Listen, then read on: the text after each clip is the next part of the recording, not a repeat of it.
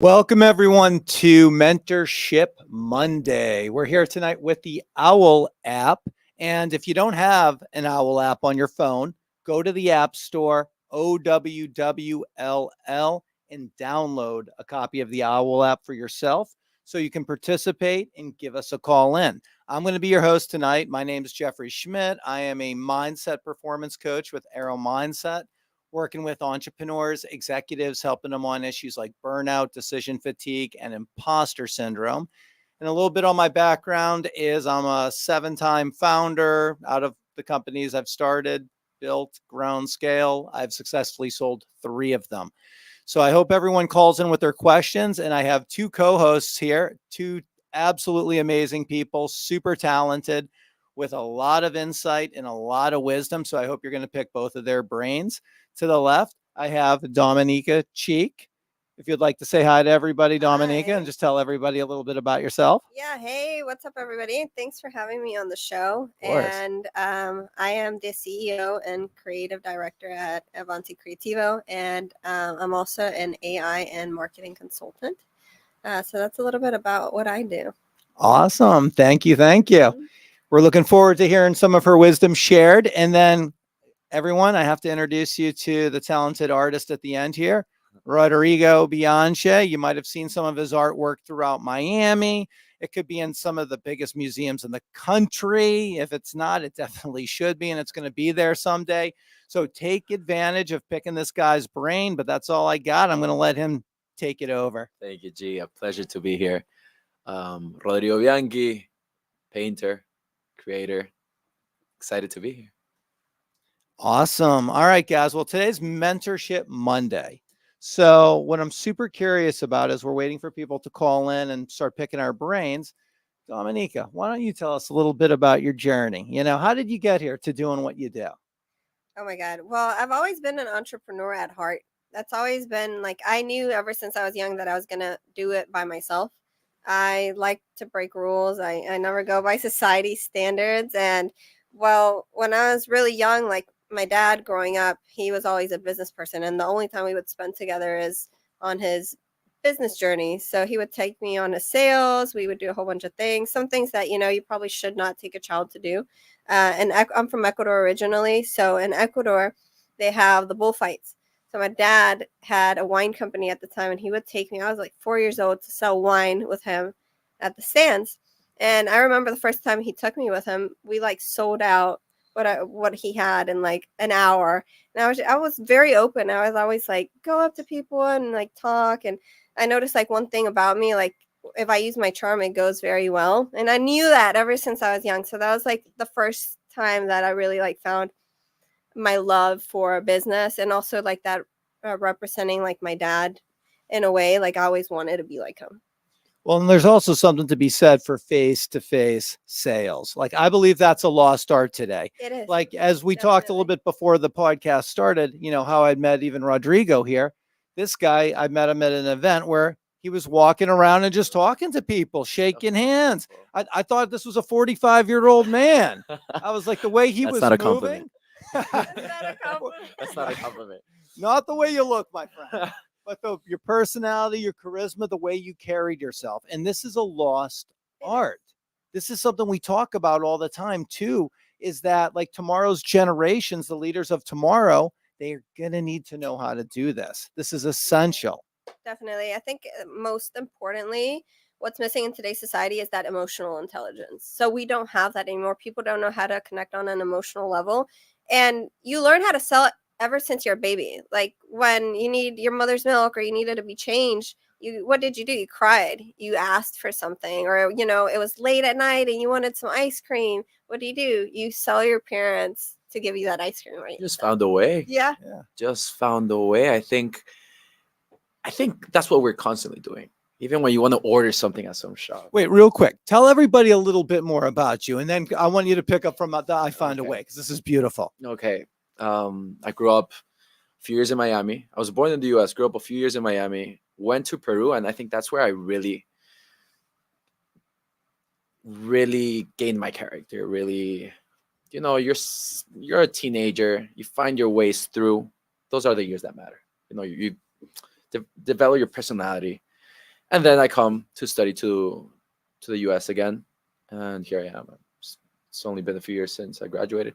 But I want to touch upon the finding a way. All right, let's get on that. And that's what matters. And we're always there. We always have a goal in the how. How, and you got stuck in the how. It could be years in the how. But what people don't know is that you're a smile away from the how. You don't know if the person next to you and sitting on a plane has the answer. You don't know if your friend has a friend who it was just a matter of asking to be presented to. And if you really get to develop those ways of moving, like I met G, some random place, cool music in the background, you just feel comfortable. Your shoulders are a bit loose and your doors are open. You have your smile on. There's nothing to lose.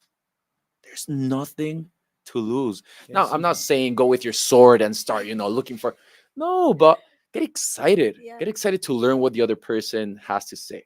Who is it? Who are you?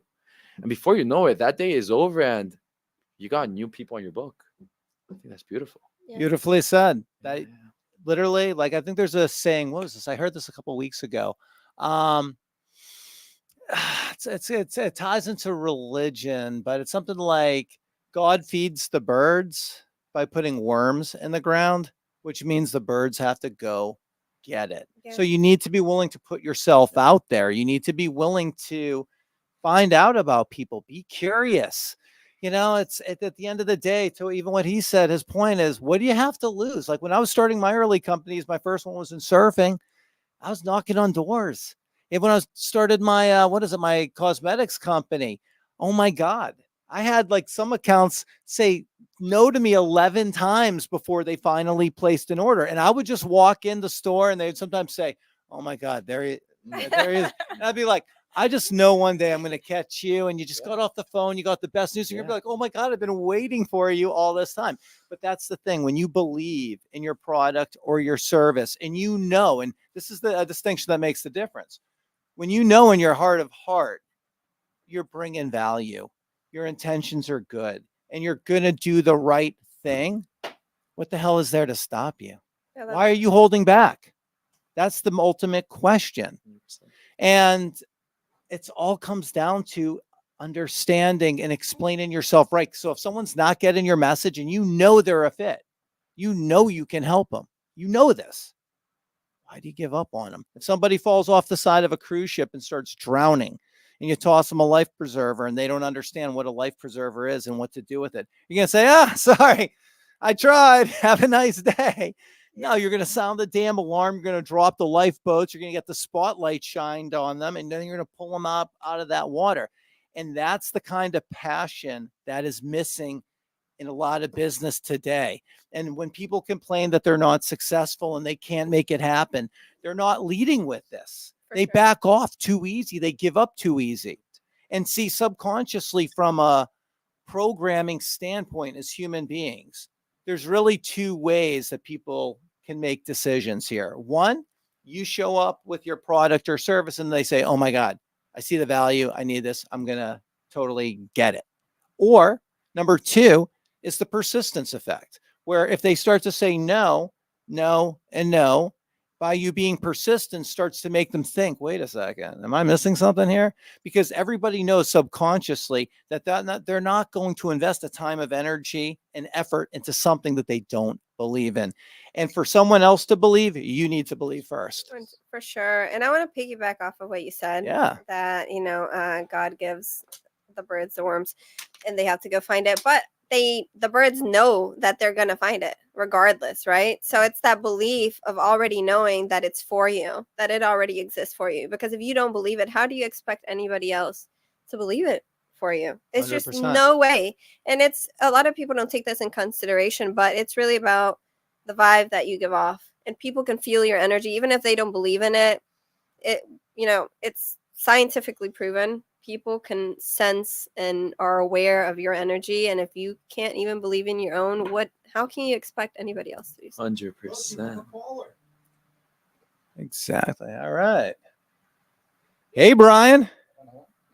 Hey Brian, how's it going? Yeah. Is he with us? I can't hear him. Ryan. How about now? Can you hear me now? We can hear you. Yeah. Hey. All right. I could hear you. I guess I just had to go off of speaker on my end. Awesome. All right. What you got for us? Well, I see you are. I'm actually watching you live on LinkedIn. So that's pretty cool. Thanks for tuning in. Yeah. So just wanted to find out a little bit. I know I've met Geoffrey in person once or twice. And so I was just curious. I didn't realize you had started numerous businesses. And so as a business coach and mentor myself, I was curious, Geoffrey, what would be your key advice to an entrepreneur who is starting out, maybe leaving the employee status and position to become an entrepreneur to try to turn their dreams into reality? What would be your first or key advice to them? Well, the most important thing out of the gate is having them get really, really, really clear on who they are.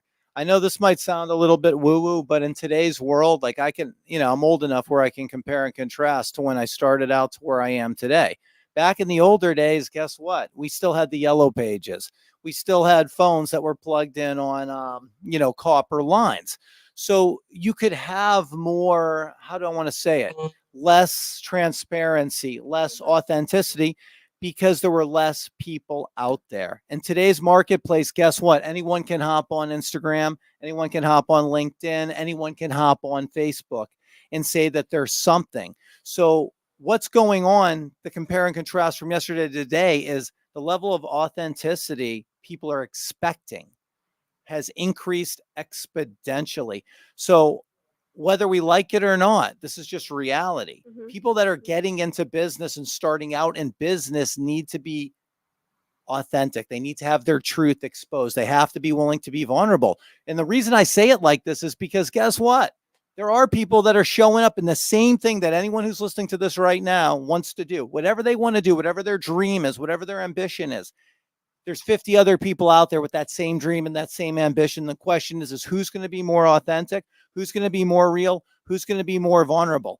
An entrepreneur of today that's jumping into the market and they're saying, well, I'm not going to do this and I'm not going to do that. You're already handicapped, man. You got to be realistic. You got to look at what are the winners doing that are winning in your market. And if you're not willing to play at that level, I don't care if you fail 100 times. I don't care if you sound like Daffy Duck trying to do it. The point is you got to get out there and start doing it and learn it. When I first started doing videos with coaching a couple of years, like a year and a half ago or whatever, oh my God, I was a train wreck. I thought I knew how to do videos because I did them for my last company all the time. It was easy for a product, but when it's yourself, oh my God. And talking about how things have changed for coaching between back in the day, I'm going back 15 years ago, to present moment now. So yeah, to put a bow tie on that answer is for them to develop a strong level of self-awareness, self-assuredness, and be willing to be authentic and transparent, literally at all costs. And that's going to be the first step forward. For sure. Do either of your other two have something you want to add to that? Yeah, I do. We're currently in a trust recession, and if you don't believe it, just watch 6 months from now. Yeah.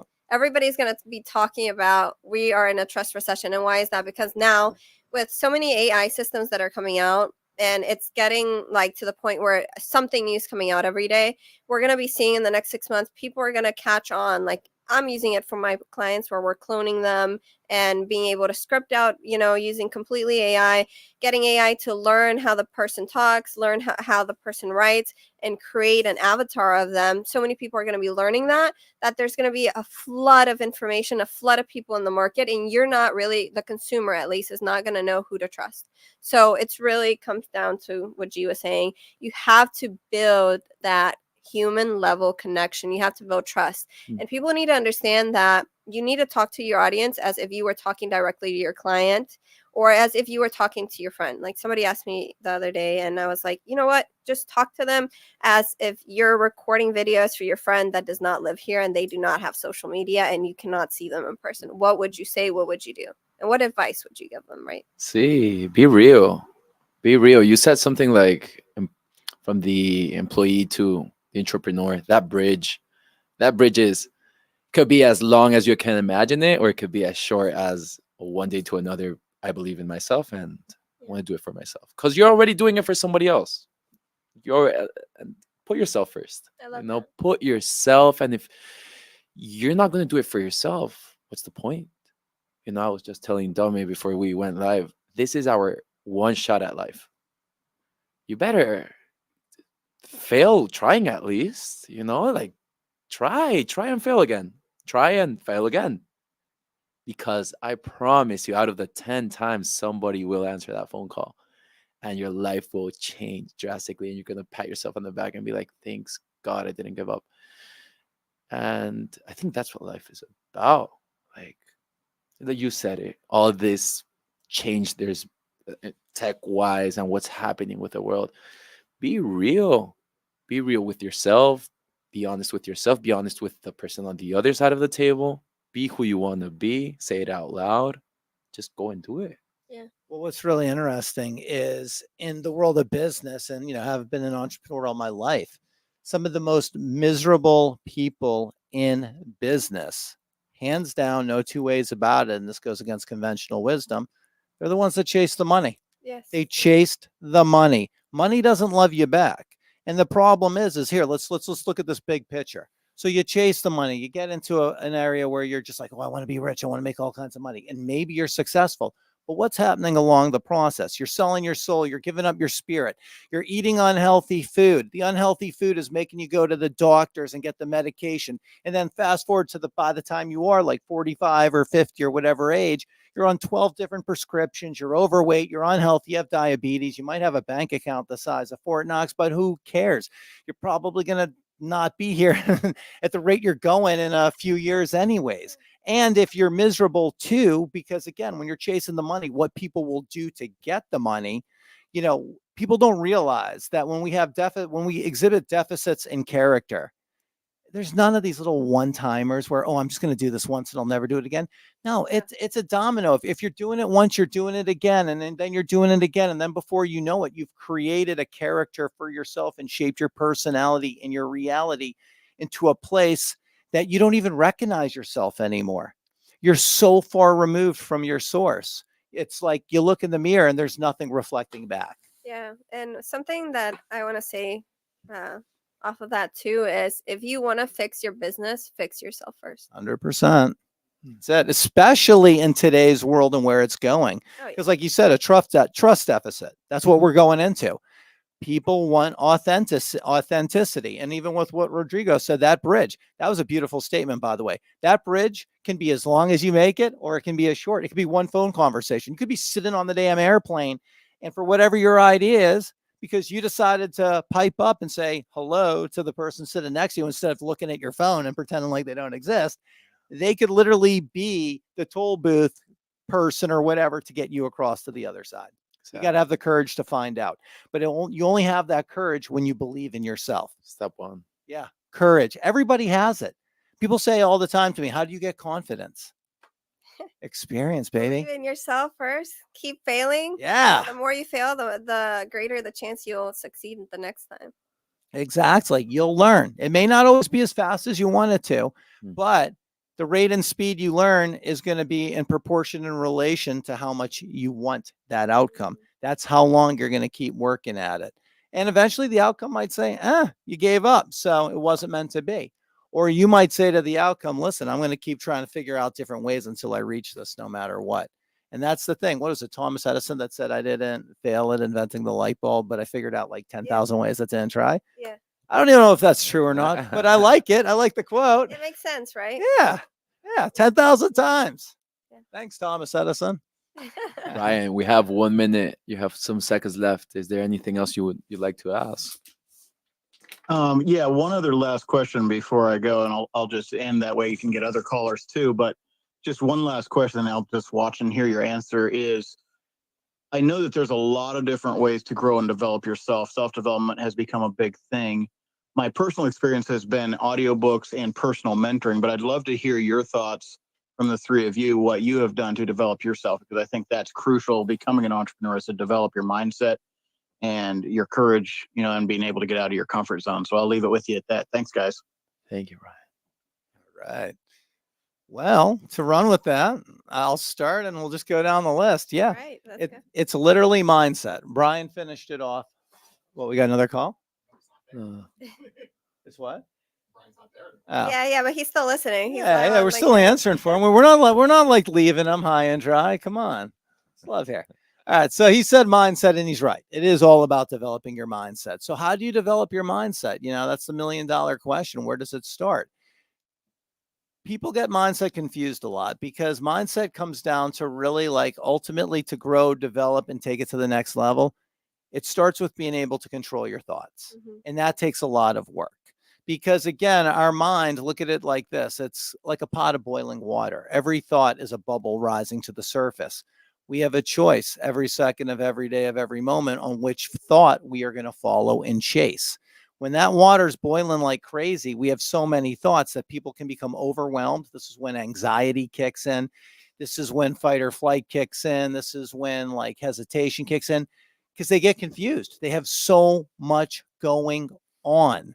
When you learn to actually look at those bubbles and identify which ones matter to what it is that you're going after, now you're on the path to starting to control your mindset. Like when I was running my last company, I would get hit with hundreds, sometimes hundreds of phone calls and requests every single day from my warehouse to whether it was accounting, lawyers, salespeople, it didn't matter.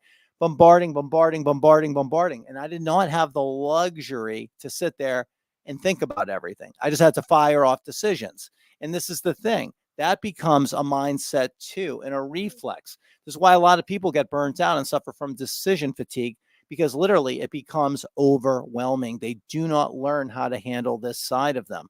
But again, this also ties in to confidence building. So when you feel confident enough in your experience and your ability to make decisions, effective decisions, you're not going to think too hard in a lot of cases. I think it was General Colin Powell that said many years ago, in order to make a military decision, he only needs 70% information. If he has to wait for more of that, soldiers might die.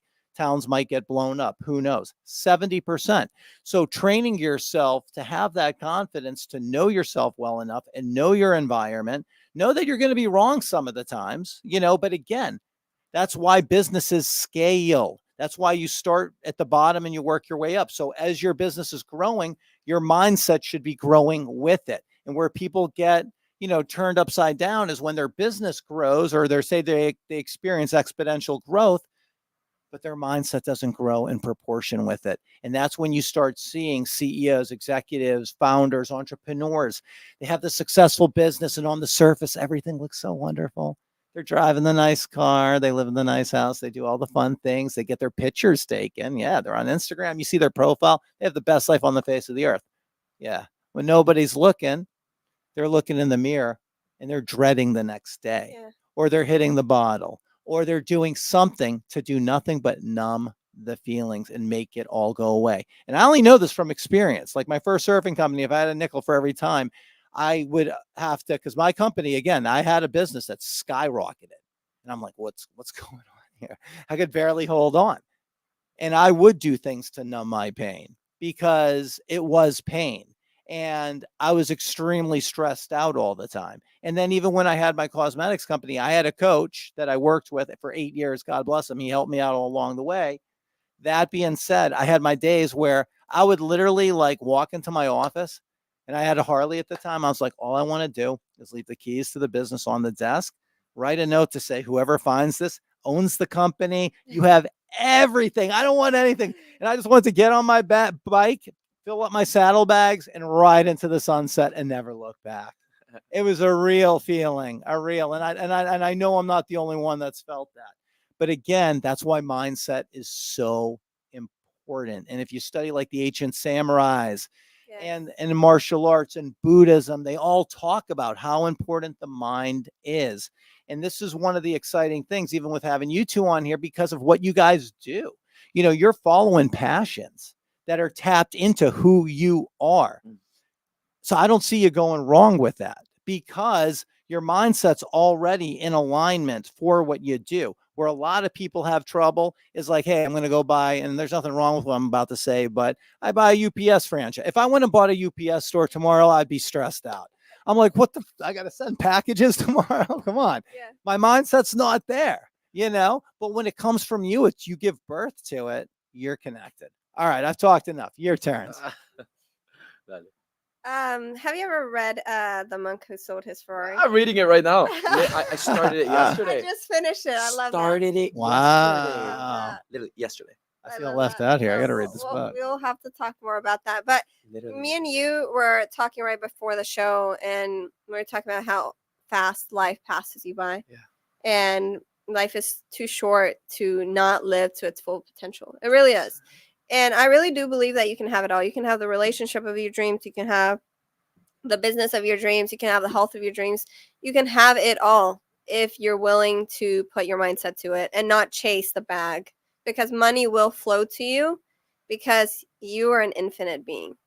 You're an 100%. infinite being. And once you understand that and you become self-aware, and it's not about the destination, it's more about the journey. So if I know the journey that I'm going and I understand that I'm a human being and a human experience, and I'm really here to evolve to be the best version of myself, because again, like, we're infinite, we understand that you're never going to be done healing and really rediscovering things from your past that, maybe are hindering your growth. So you really have to accept, hey, I'm just a human. Things happen.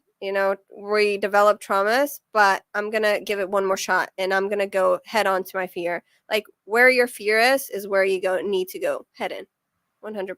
And I think that's the biggest part about self-development is being able to go towards your fear and going all in, going 100% in. That's where your greatness is hidden and your Yes. shadow. Yes. Love that. Our dark side is literally our strength. And if you look at, especially, because again, I saw through my lifetime, it's funny saying this, like the way YouTube started and the way it grew. Like when I started my cosmetics company, Instagram didn't even exist. So, I've seen this all evolve. Yeah, and I remember when the YouTube influencers, I guess they're called, when they've started showing up and they're getting all these likes. And I remember, I was running my company, but I'm watching some of them and I'm like, you're getting famous doing this. But here's the thing. They were being authentic. Yeah. They were being real. They were showing vulnerability. So they were actually putting spotlights on areas of themselves that some people might consider weaknesses or people try to hide. Oh, we're calling someone. Okay. He's going to pick up. All right. I was about to say something in regards to that. Look at that. Hi. Hey, Billy. Hey, how's it going, Geoffrey? Doing good. You are live. Welcome to the Owwll. Oh, thank you. You're welcome. Are you excited to be here? Yes, to the world. You're on the podcast with Owwll Studio. Oh, yeah. Mentorship Monday. Okay. we're getting some help here behind the scenes. So we're just the voices here, We're streaming live. You're live on the podcast right now. So share with us. Tell us a little bit about yourself. What do you do? Oh, man. Well, first of all, thanks for. Hopefully, my girl doesn't come in here screaming for me, but I work with e-commerce sellers primarily on Amazon, creating product demo videos for them. So yeah, a lot of stuff in there, but that's what I do to make money. And when I'm not doing that, I'm hanging out with my family, my 2 English bulldogs, my wife, my son, and probably going to the beach. So yeah, there's a little wrap for you. It seems like you got a pretty balanced life then. I try to be at work at 6 a.m. and I try to leave by noon. That's the goal. Yeah. So yeah. The dream life right there. I was going to say, that sounds pretty balanced to me. Yeah. Hey, Billy, we're talking authenticity. We're talking vulnerability right now. I want to ask you something like straight to it, since we're being all transparent here. I'm an artist. I paint. So the moment I put my brush on the canvas, I'm bleeding out. G pointed out, the shadow is as important as the light. When you put it out, those are the things that matter. There's value to that. There's beauty to that. There's nothing to hide. Now, I want to bring that to what you do. Tell me about where is the shadow or the light, or where's the purpose, passion when it comes down to e-commerce? Like, sometimes we could think about this a little, nowadays it's all consumer, producer, this, that, push sales, very, very, what's the word? Superficial. Very superficial, very, use and toss type. How do you find purpose and depth, if any? Not necessarily, there doesn't have to be any, don't get me wrong, to what you do. Yeah, so I mean, I guess like it's kind of funny because I do create a ton of content, so it's not really, I hope that my content will help people make a buying decision, and that's how I help brands is by showing their product. So a lot of times when you shop on these platforms, it's a well done Photoshop product or 3D model, and so to really get the full vision of what that product is, what it does, what it's made out of, what the quality is, it's kind of hard to do that. And so part of the drive and the passion for me is the content creation part of it.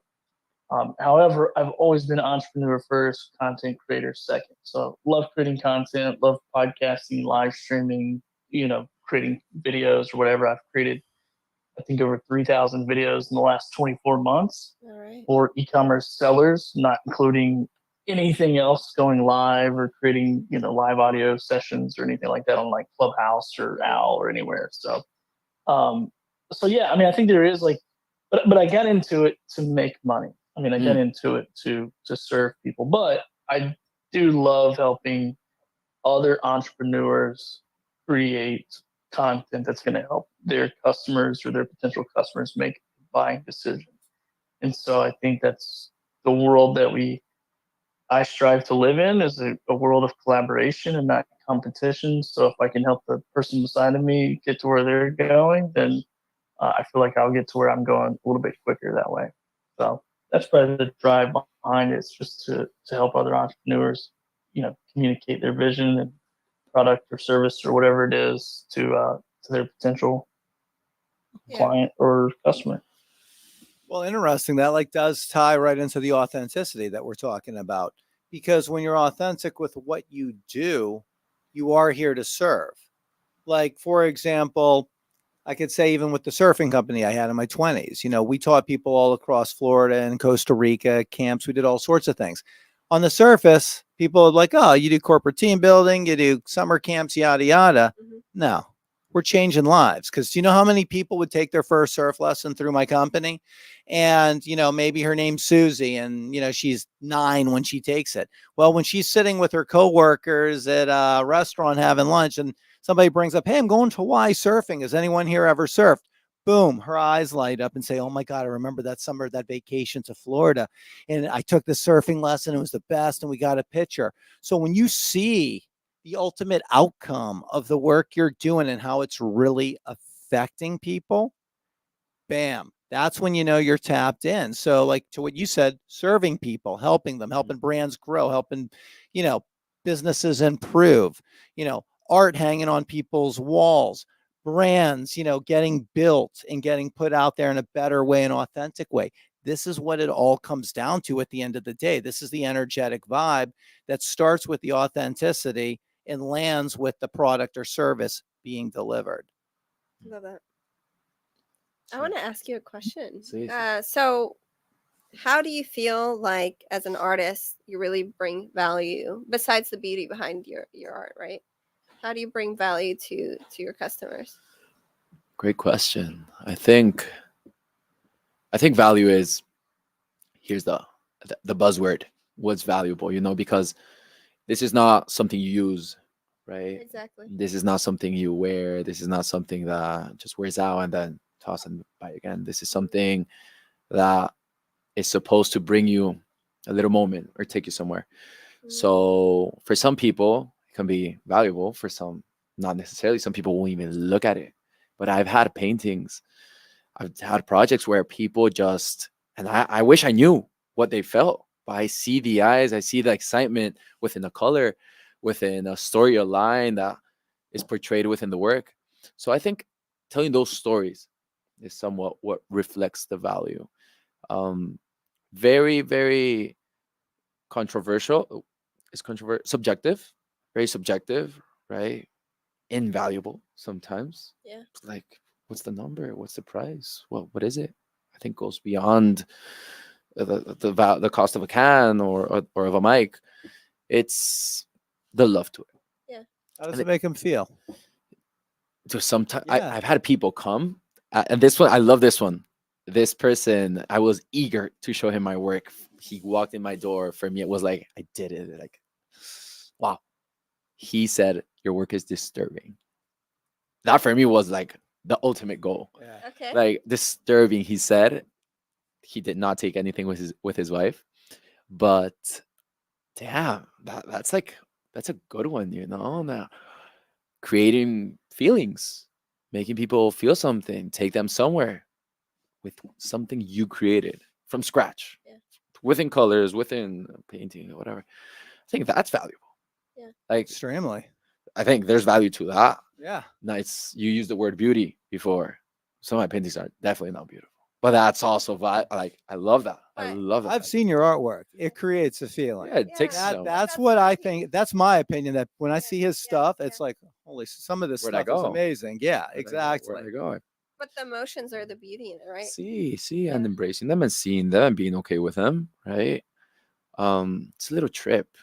It's a little story that they tell, and you can decide either to be part of it or simply look at it from the outside. Um, and those who decide to be part of it, welcome. Like it's a beautiful story, I think. But I mean, it's a crazy world when we look at products that bring like utilitarian value, and then things that not necessarily, do much. It's just sitting there. It's not even a car you drive, because even an expensive car, at least it revs cool, but this doesn't. It just sits. One more minute with Yeah. Billy. Are you there, Billy?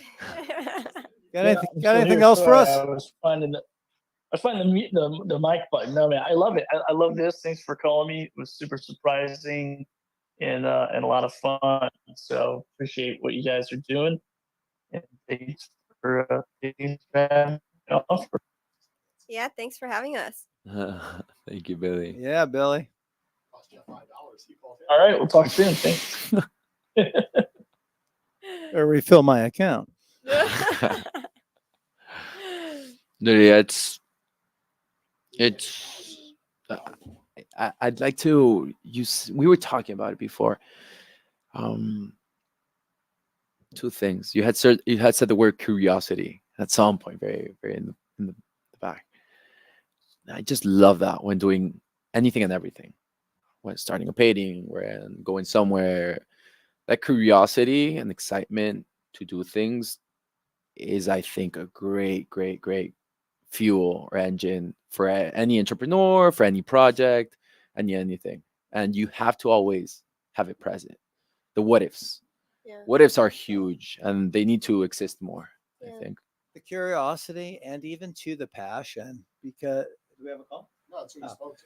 And Yeah, the yeah. passion too, because here's the thing. I always loved telling this is when I did the surfing business. I remember when I first started it, when I first started teaching people.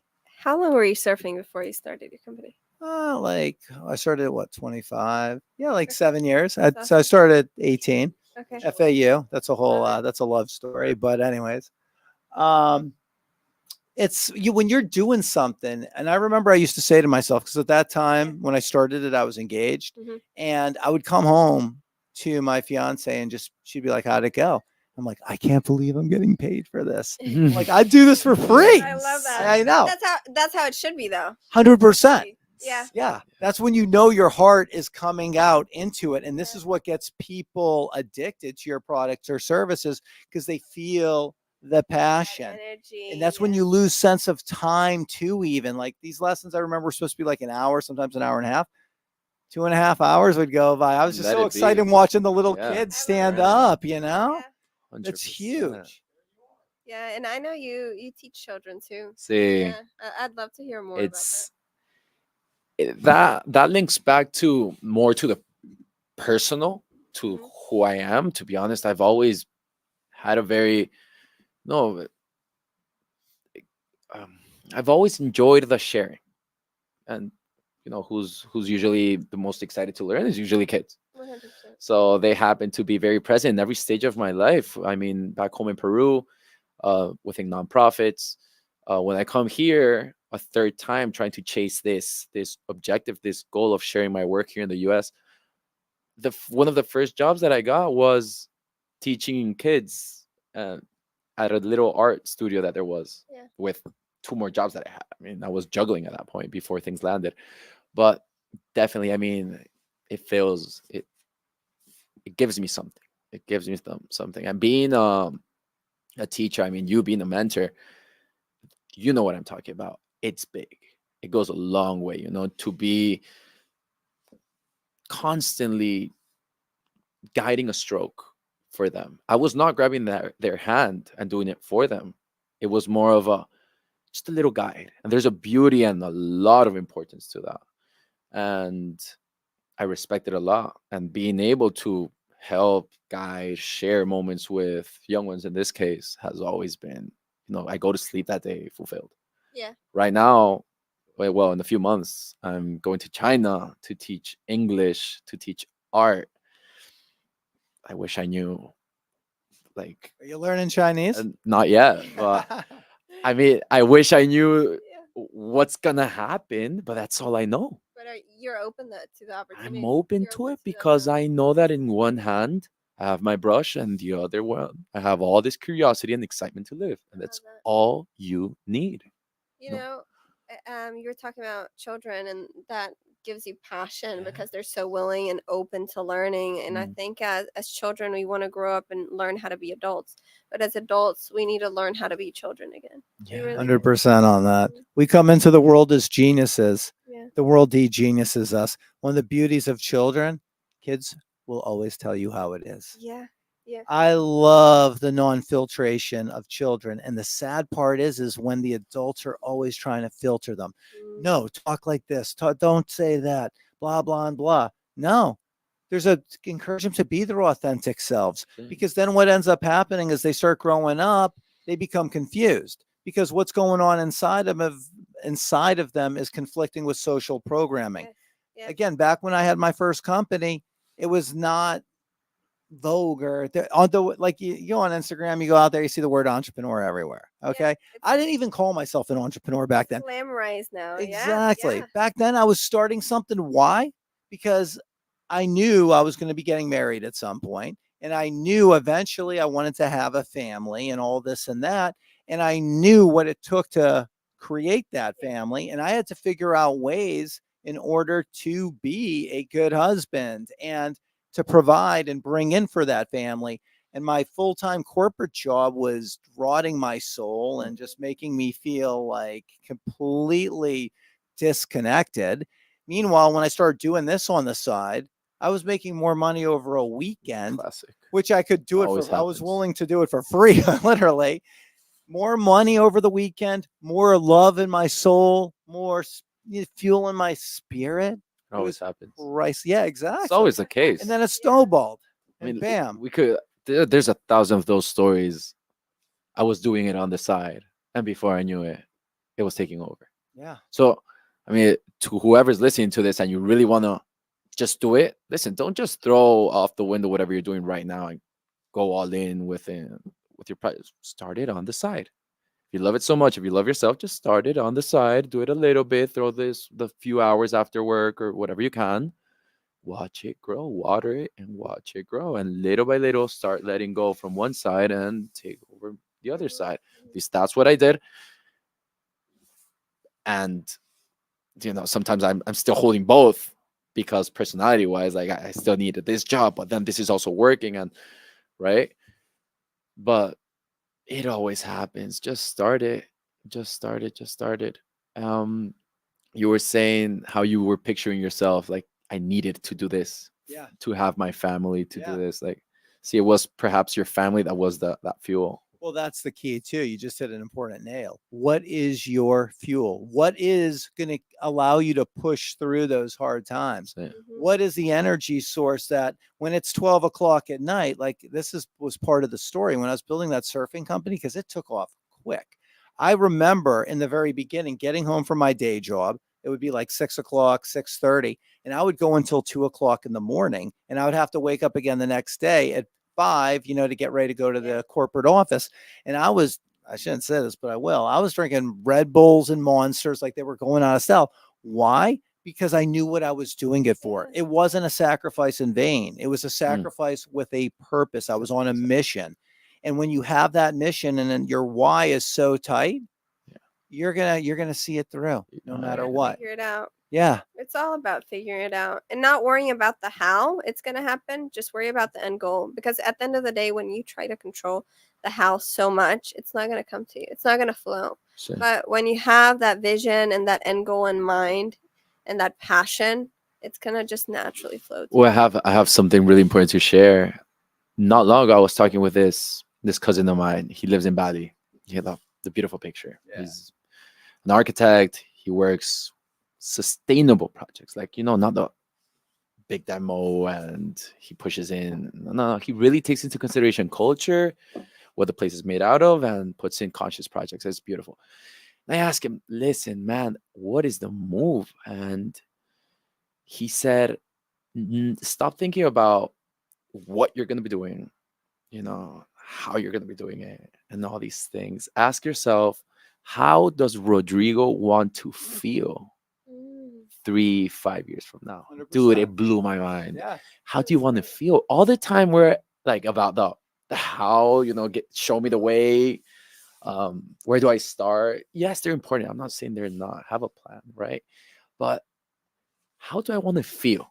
Because sometimes you get the money, sometimes you get all of the things, but there is something empty. There's something that's not making sense. And you look to the sides and I'm like, well, what now? Because this was supposed to be it. But what if you really put things more down the emotional side? Like, how do I want to feel throughout the day? How do I want to move? How do I want to go to sleep? When I close my eyes, how do I want to be feeling about A, B, and C, my relationships, my going to work? What is work? What is that word? Like, break it down. What really is it? All these things down the feeling path, there's a lot there. There's a lot of answers there. And it helps you to really mold in the route.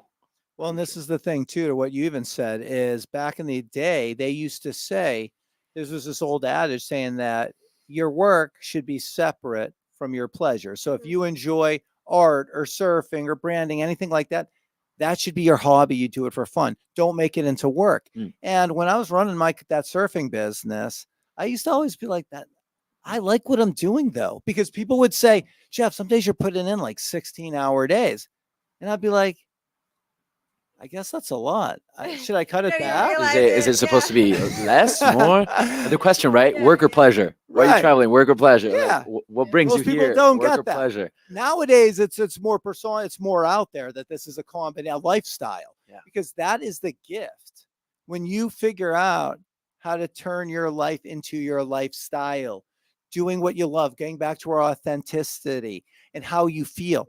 How do you feel bad if you're doing what you love and you're making a difference? You're putting, this is it. And then back to the original question too, when we were asking the authenticity for like entrepreneur, Brian had asked it about like, when you get started out an entrepreneur, you got to be connected to what you're doing, baby. Otherwise people are going to pick up that energy that it isn't real. Yeah.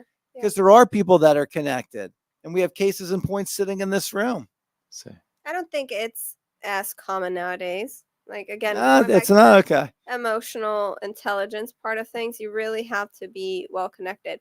And I do think that the ones that aren't authentic and don't do it for their passion and don't do it for other people, it's not going to be sustainable in the near future. And they end up being miserable too. 100%. You're paying for it. Nothing in life is free.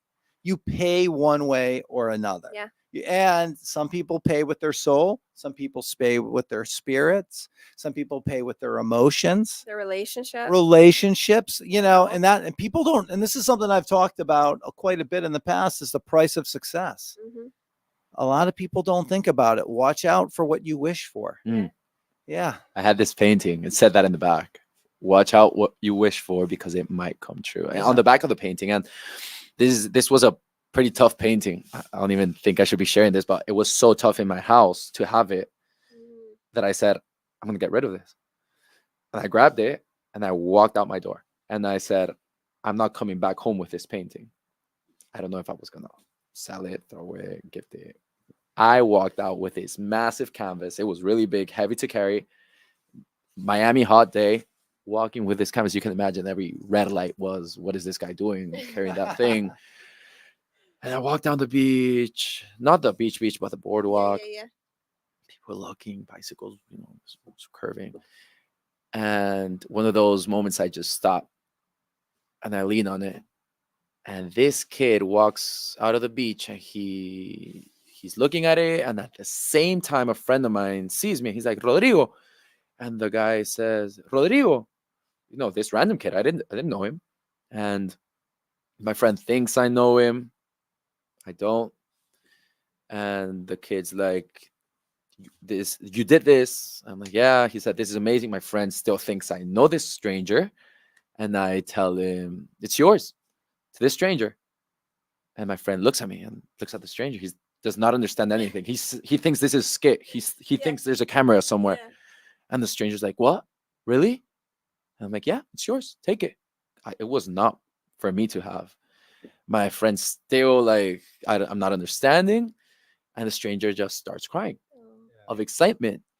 And he's like, well, really, really, really, can I take it? Can I take it? It was huge. It was this big painting. I'm like, yeah, you can take it. I was smiling. All yours. And he takes it. My friend's like, what just happened? And I tell him that was too much for me to have, to carry, in my space. The kid comes back with a painting saying what's said on the back. Be careful what you wish for because it might come true. He told me, Rodrigo, I will not forget your name, your painting. I will be mayor of Miami and I'll look for you. Like that. Now, the part two is I hope he's a major. I don't know. This was recent. I don't think he's a major yet, but like that things do come true. They Do And come you put good true. energy out there too. Yeah. That's it all circles. What you Yeah. put out is what comes back. 100%. Yeah. But you knew you were gonna get rid of it. Yes or yes. Oh my God, yeah. Yeah. 100%. But you know what? I knew I wasn't gonna throw it. I knew I wasn't gonna leave it. Right. That was not gonna happen. You just know the script of things sometimes. Yeah. Somebody was gonna find it. You This attracted person that, right? literally walked out the beach and like looked at it and took it with him. He carried it and took it with him. Imagine that. So, I love that. and I think that's something that happens a lot with my work. Paintings find their owners, not necessarily their owners find the paintings. Sometimes, they are there sitting for months. My mom would say, like, oh my God, get rid of that. No, the face is disturbing, right? She would say, who would want that in their living room? I remember she would say that. Like, that was a good sign. Every time she would say that, that painting would go out. So, but people would come and they would find themselves. It's literally an encounter. They would find themselves and they would go together holding hands. Wow. See. That's Well, if you beautiful. want to really look at that deep too, when you painted that painting, before even thinking about it, when you got the paint, you got the canvas, you There's a whole got the process. brush, It's a process. the whole process, all that time, that was for that person. You See. didn't know who that person was. You had no clue who they were. You just felt the calling. This is how creative process works across all businesses, which you do.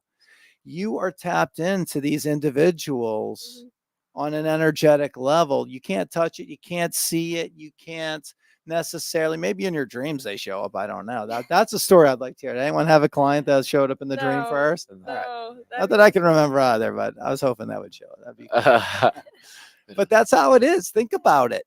Yeah. And then one of my favorite little phrases, it comes out of Buddhism, is, and this is, I love saying this because it's true. And this applies to everyone in this room, anyone that's listening to this podcast, anyone who's doing whatever they're doing in their present moment. Your entire life since the day you were born has been around about right now. Yeah. Your whole life. Yeah. So, So Yeah. something that I like to say, and a lot of people get, I don't know, offended or they feel uncomfortable when they say that, but you call in every situation to your life.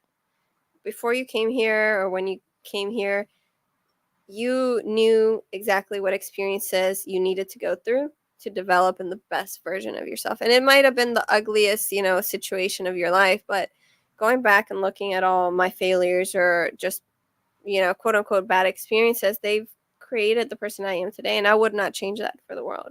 100%. Yeah, And then the karma you create for today leads into the future. definitely does. And it will keep repeating. That's the thing. Whenever someone starts complaining, like when I had my company, it was interesting because in the cosmetics world, it's super competitive, Yeah, super. yeah. And there's people like, you want to talk about an industry with high reads and lots of little slithery creatures. That's the cosmetics industry. It is. And one of my general rules when I got into it is we're not going to participate in the nonsense. So, for example, you have a retailer who has, I don't know, competitor product in there. Totally cool. Is it selling well for you? If it is, keep it. We shouldn't even be talking. If the ball drops, here's our card, give us a call. Meanwhile, the competitor would come in and if they saw our product, oh, they would immediately start talking negative. Oh, I can't believe you're carrying them, Yeah. this and that. And then what would eventually start happening is when the competitors were all fighting each other, you'd see lawsuits emerging and people go into battle. Meanwhile, guess what? When you get into the hearts and minds of people and their spirits, who's the one company that never said anything bad about anyone? There you go. Who's the one company that's always been on the level? That's, Yeah. It's quiet on your end. It's Oh yeah. no, there's no wars there. Everything comes back to you. yeah, you don't need to fight. And by the way, war is expensive. Lawyers, are you kidding me? And all were telling me that once. Avoid it if you can. Yeah. Yeah. Yeah. Ego is what Same. goes to battle. Like I had a few times where I had to literally, like, we had some threats and I had my lawyer for a little bit talking. They're just like, Jeff, we got to do this. And finally, every time I'd say, I'm going to pick up the phone. Well, I don't advise you to do that. Guess what? It's a friggin' human. I'm a human. Yeah. I know what my intentions are, and you're representing me to where your meter keeps running. Okay. And guess what? If I screw it up, I'll crash and I'll get up again. That's not a big deal, Love you know? that. And every single time, totally resolved. Yeah. It's that mentality. I've always said that war is a matter of was one conversation away to finish. Love Yeah, that. Like I've always said, even the craziest, hardest, harshest wars can be resolved within one conversation. 100%. War is literally One the conversation. weakest Yeah. definition or example Of of trying conflict. to get your way. Yeah. Yeah. Like even the samurais used to have it in their warrior code where they would say pulling out the sword is the last state, that's the last resort. Mhm, We mhm. train so tough so that we never have to pull out our swords Mm, because we're a samurai and you don't mess with a samurai. Yeah. And because you're you don't mess with them, you never go to war with them. So going to war is just 9 times out of 10, it's ego. When you see lawsuits in America, it's ego, ego, ego. And everybody loses. And then the lawyers are the only That's one the that thing. wins. War creates more war. It at the end of really the day. does. Yeah. And nobody wins. It's all hatred and hatred. Yeah. It's a lose-lose. Oh, we do? Am I Hi. on the- Hi. Am I on the phone with a lot of people? Hi You there. are. You're on the Owwll live podcast. Welcome. Oh yeah. Right. Oh, all right. Great. I'm perfect. Perfect. How are you? I'm doing excellent. You're here with myself. I'm Geoffrey Schmidt of Arrow Mindset. We're with Dominique and we're with Rodrigo, artist and branding expert. I think it's horror, right? What's the name? It's Hera. Hera. Like Hera. her little Hera without the O. Yeah. Nice to meet you, Hera. Do you have any questions for us Nice today? to meet Well, we called her. Let's Oh, we probably did. make her a Her. question. Let's Yeah. have her Put answer her in the the hot question. seat. Tell us about yourself, Tara. I'm a super good kid. Let me see. What do you want to know about me? I'm originally from New York, and I live in Asheville, North Carolina now. Beautiful. And I am trained in a lot of things that are about personal development and holistic life coaching and things like that. I studied with Joe Vitale and Dr. Hugh Lin and did the Ho'oponopono and did the training with them. And so I had that. I had a center in New York City where as a wellness center that I had there. And I have lots of different therapies that I do. Right now, I live in Asheville, like I said, and I learned about what's going on in the world and learned about what's happening with the children. And so I co-founded an organization called Awaken Bold, and we educate people about what's happening with the kids. Love that. Nice. Specifically, like what are some of the issues that you focus in on that you educate people with the kids? Well, there's trafficking going on. They traffic kids. You know, they do it right here in Asheville and do it in New York City, and they do a lot of really not cool things. And so our organization is really about um, aware, like making people aware that that's actually going on, because I had no idea until I moved out here, and somebody had kind of gotten together with me and explained to me about that, what's going on. So we've partnered with a lot of people. We have people that are ex-New York policemen that we work with. We work with people that go in the tunnels and take the kids out, and we work with recovery places so that once the kids are brought out, they have a place to um, feel safe again and be, we brought back into the world. Wow. This is some pretty impressive work you're doing. Do you have any success stories, you want to share? Because I'd love to hear more. Well, I'll tell you one thing. I have a lot of stuff to talk to you about. My phone, I think, may die while I'm talking to you. So I'm trying to find an outlet where my phone is actually going to stay on. There's lots of stuff. I mean, look, we have billboards all over. And the billboards had the hand signals, which the hand signals were to say, it's like you put your hands up, like 5 fingers up, you put your thumb into your palm, you take your fingers and you bring them down, and then you bring them up. And that was a symbol to say, I'm in trouble, I need help. And so we've had like 3 kids that have been saved because somebody knew what that meant and called the authorities. And so that those people were apprehended. And what we do is we work with like people that do, like I said, the rescue, and educate people, tell people like how it happens, tell people like, it's crazy. A lot of people traffic their own kids. Oh my God. And a lot of boyfriend girlfriend situations are kind of like that. It's just amazing. So there's many stories to tell. We try to keep it very light. We try to talk about child safety as opposed to trafficking, because it's a hard thing for you to put your head around. But we kind of help communities kind of get together on that so that they can support each other and, be part of the solution, to pay attention.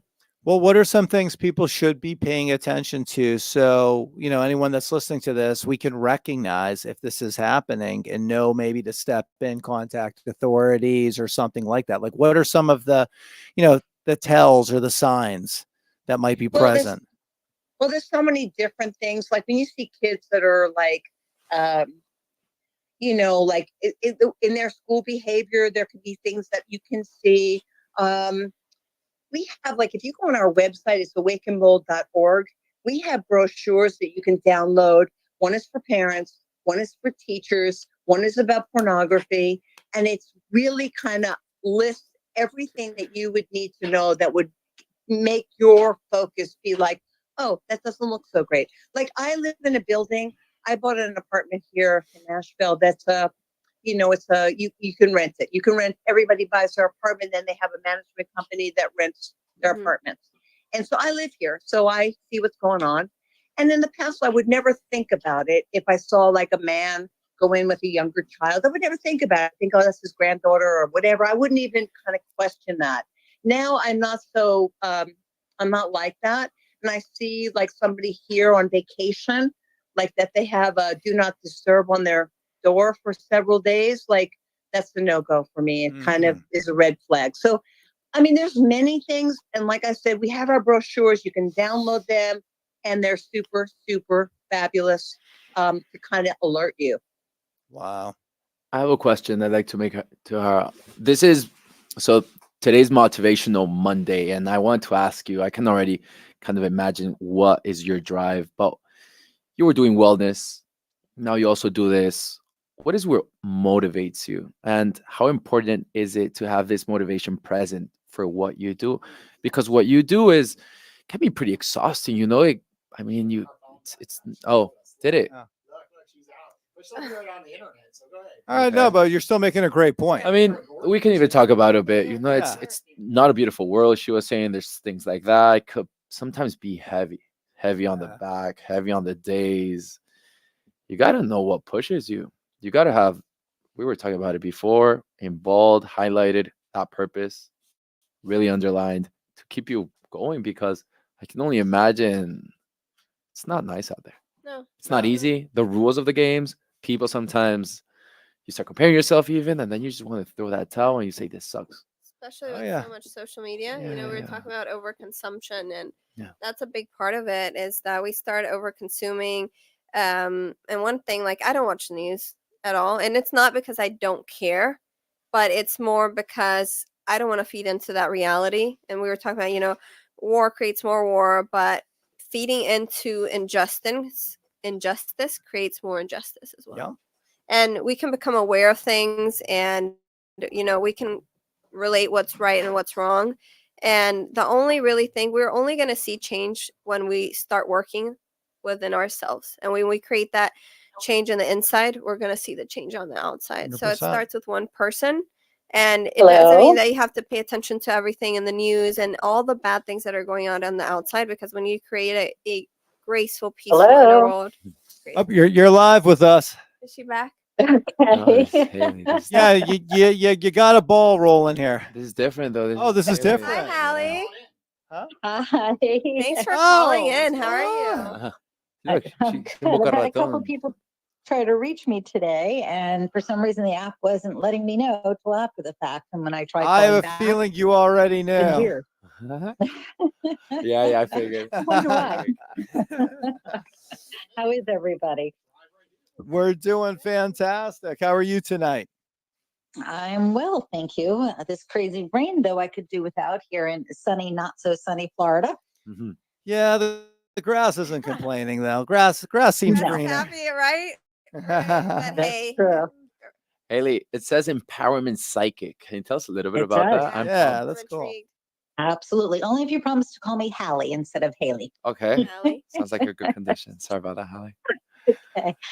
Well, here's the thing. Over the years, I've come up with different titles to try to describe what I do, because I step aside from just doing psychic work. I've always been gifted with the ability to recognize if somebody had something going on physically, or if there was an emotional connection to something that previously happened. And that said, I went and took all sorts of training in a multitude of ways so that I could literally be empowered to help my clients more. Instead of just saying to somebody, for instance, I see that you're going to meet Johnny and you're going to be married and live happily ever after. You can tell them, okay, you got Johnny coming in and it looks like it's going to be a solid relationship. However, you're still acting the same as you did when you were with the last two guys. And if you want this to really be a great relationship, these are the steps that you can take to really enhance your ability. I love that. We need more of you in the world. Oh, thank you. Yeah, I really believe though we're all supposed to help one another. 100%. Can you tell us a little bit more about the psychic abilities? Because that's fascinating to me. Like, what does that feel like? What is, just what's that experience? Okay. I honestly didn't know that I was psychic per se until I was in my early teens, because everything I did just came natural. For instance, as a child, I ran in to tell my parents that the rocks and the shells were speaking to me, and they looked at me and said, "Okay, sweetheart." Little did I know to communicate that it was the energy that I was picking up on, and it was just a natural thing for me to do. Bottom line, since I could speak, I was seeing, hearing, feeling, experiencing things multisensory. There's that old acronym ESP, extrasensory perception. Yes. That should have been my middle name from the time that I was born. Wow, that's beautiful. Very cool. And everybody has ability. Truly, everybody has ability. It's just to what degree. It's the same as if, believe it or not, somebody is a concert pianist versus somebody who just starts to play the piano. Some people have a higher aptitude for things and a natural disposition, yet everybody could learn to play the piano if they truly wanted to. Interesting. Do you have any predictions for any of us? Or are you seeing anything, feeling anything? Well, I have to make sure who I'm speaking to, because I know there's everybody there. So single out a name and I will focus. Who wants to be focused? I'm Dominica. There you go. I go first. Okay, Dominica. Beautiful name, by the Thank way. you. Okay. The first thing that comes up is really interesting. You are what I would consider a extroverted introvert, Yes. meaning it was okay. So you know what I mean by that. Good. Yes. And it's interesting because of the fact that you really want to be an extroverted extrovert. However, that introverted part of you kind of says pull back at times. I'm just going to suggest here that when you start to feel as if, for whatever reason, that you are not fitting in, even though nobody said anything, it's inside of your head, or you feel as if, oh, maybe I should wait and see what happens. Ask yourself, is this true? Check in with yourself, because you will hear yes or no. And that way it'll make it easier for you to really excel even more than what you're doing. Because the overall feeling here is, I don't know what your birth sign is and I don't do astrology, but I feel as if you were born under a lucky star. And what that means to me is that you have the potential to do even more than you think if you allow yourself to tap into that extroverted part of yourself more over than the introverted, which you're doing better at, by the way. I am. Thank But you. I've worked so hard. if you continue to do that, the other thing here too is it's really lovely to want to help everybody and do for them. Please keep yourself included in that, Yeah. because that's I great. get the sense that there's too many moments where you kind of forget about you being in a part of that circle. Yeah, that's very true. And I'm glad you bring that up because I actually wanted to talk about that. One of the things that when I heard it first, it bothered me so much. So I was looking at this video, and this guy that I follow, he's a coach. He said, "You're not introverted. You're just insecure." And I said, "What? I love my alone time. I like being myself." And this was some years back.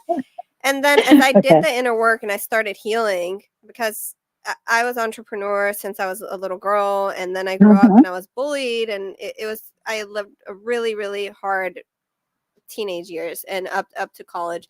I didn't realize that the reason why I was an introvert and I stayed to myself and was because I was insecure. It was because I had devaluated myself so much based on what other people were Correct. saying, because I'm not this one person that fits in a box. I'm very Right. dynamical. I'm a lot of different things, and people don't understand that, and people don't necessarily accept that because it makes them uncomfortable. But It makes them uncomfortable. when I started integrating that and accepting, I don't care who likes me or not. I'm going to be me in every sort of way that I am. And either you can like it or you can hate it. And I'm going to throw myself out there, even though it's fearful for me. That's when the Mhm. magic started happening. I was like, oh, I can do that. And oh, I can talk to people now. And oh, I can feel like myself, and I can feel more like myself the more I put myself out there. Even though it's fearful at first, the more I do it, the better I feel and the more confident I become. So now it's about stepping into my fear and analyzing, I'm as good as I am just for being me, and that's enough.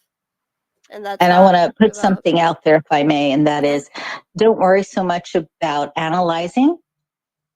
Keep checking in with yourself and simply ask, because that intuitive knowing that you have, simply ask, am I doing the right thing in this moment? Or is this right for me now? Like, get very present with asking about a situation.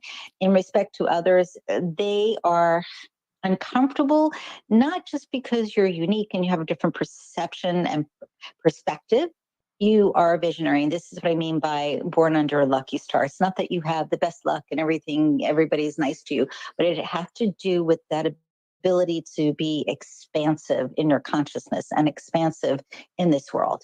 And a lot of people are afraid of that, not only because they don't understand it, but because they truly can't relate to it. Yeah, yeah, and I know I'm here to help a lot of people in many ways, and that's really what motivates me. I mean, I don't know what the how is or what the end goal here is, but I know that I'm here to make a difference in the world, and yeah, it makes people uncomfortable, but when you become so self-aware and you believe in yourself so much and take the bullet and go head on to fear, that's when life starts turning around. And that's when life started turning around for me. And it wasn't until a couple of years ago that I discovered that. So thank you. Absolutely. I want to share one more quick thing, and that is each and every one of us on the planet comes into this world being totally open to everything. Think about it. We're in our mom's womb and we're safe and sound, even if it was a turbulent pregnancy. Once we're born into this world, all of a sudden everything changes. There's bright lights. You might get a smack on the bottom. There's loud noises. And then there's wounding. Mhm. There's the wounding of being born. There's the wounding of sound. There's That's the when it wounding starts. of guides and parents who mean well, however, don't always do the right thing for us. And yet that wounding actually protects us. And you said it best when you talked about how in high school you were bullied. It taught you to really pay attention to what was going on. It taught you how to do work for yourself. Yeah. So there's always a positive gain here, Oh yeah. And even through the trauma. I called in that experience. Now I realize everything that's happened to me, I've called it in, Correct. and it was necessary for me to get to the point I am today. And I wouldn't change a thing. Okay. The other thing that I'm going to say to you real quick, if you're not familiar with the anchors, check them out or call me and I'll explain to you how to do that for yourself. But it's a way in which you can take your energy that you want to tap into and do it instantaneously, no matter what's going on around you. I'll definitely give you a call. I'm an empath, and I gotta, I can sense people when they're sick. So I'll definitely, Mhm. um, You're more than an empath. You're sensitive also. yeah, If you're familiar with that term. yeah. No, I am, because growing up, and I mean, it's gonna sound woo woo, but growing up when I was a teenager, I'd go to malls and these places, and I'd start feeling dizzy. I'd start feeling nauseous, and even going Mhm. back home nowadays, because the energy is so dense in Ecuador. Yes. I get so exhausted, I have to go home and sleep. Sometimes I'd pass out, and it's not until recently I realized that, oh, it's because of all the density that I'm absorbing from the external world. Correct. And there is a way to insulate yourself with that as well. So there's a couple of little things that I might be able to assist you with. Just holler if you'd like me to give you some insight on that, if you're not already familiar with it. For sure. Thank you so much. I appreciate it. Oh, my pleasure. Okay, next guinea pig. Very interesting. You want to go, Rodrigo? Hell no. No.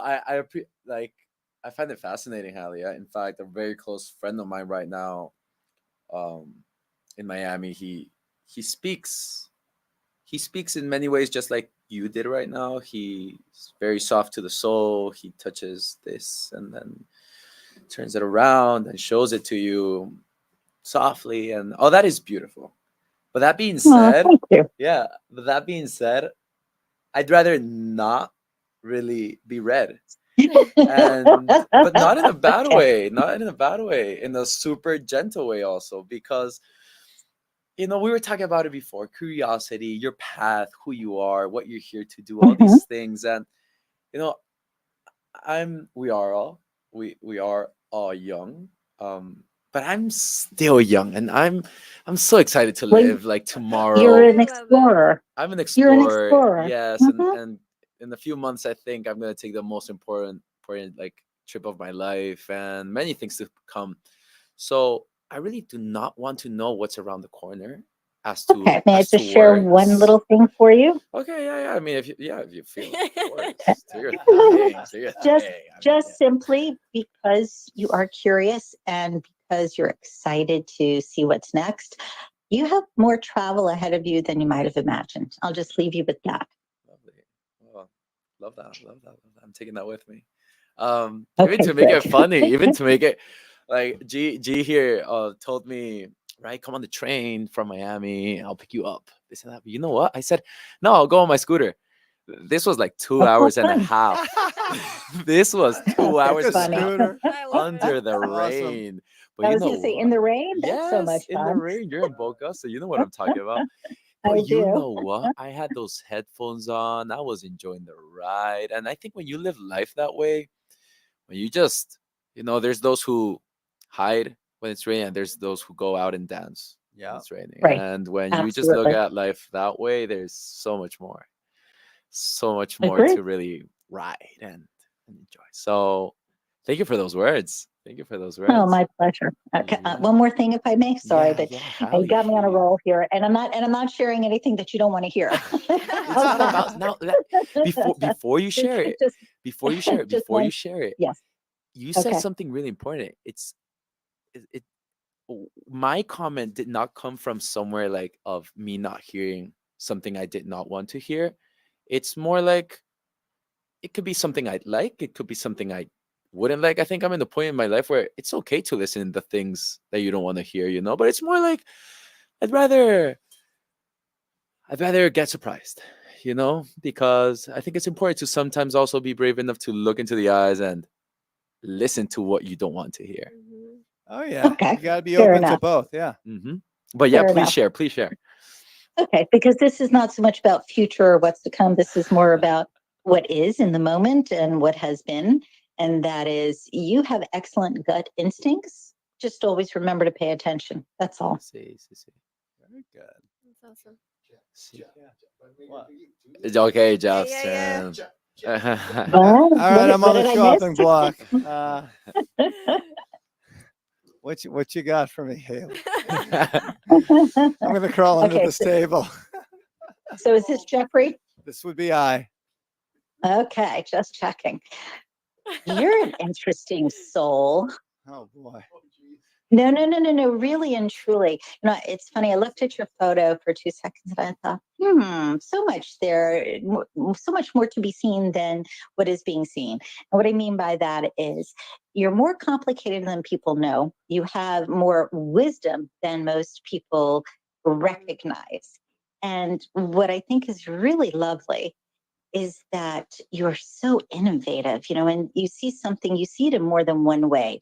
You have this, you have a perspective that's vast versus linear. You can look at something and recognize how to change something, shift something. It reminds me, so that I can clarify here, it reminds me of feng shui in the sense that somebody can walk into a space who's doing feng shui and say, okay, let's just move that chair over there 3/4 of an inch to the right. And all of a sudden, things will be better.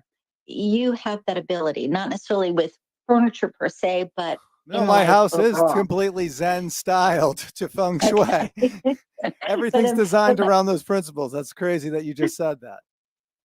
my point though, honey, was it's not limited, and I probably should have phrased it No, differently. I It's get not that. limited to the feng shui of the house. It really is, again, a more expansive interaction with the universe at large.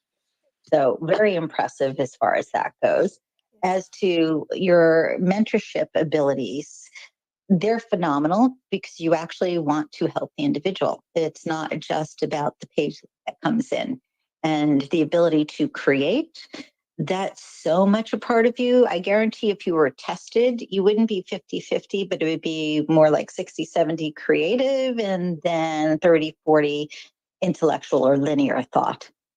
Because I feel like you're ruled more by creative. And when I say that, it's not because you're throwing pots, but you have this ability, again, to see the world in a very unique way that is greater than what you're looking at. Wow. Kind of speechless I over look- here. That's so true, though. That's so true. That's what I kept telling him to get out there more of his Mhm. other aspects on social media, because you just have so much to offer. If people saw all the different sides of you, you would blow them away. See, so Just gonna make me Geoffrey, cry. we're meeting for the first time, Yeah. but I want to remind you of something that I know that you already know, and that is what you're sharing.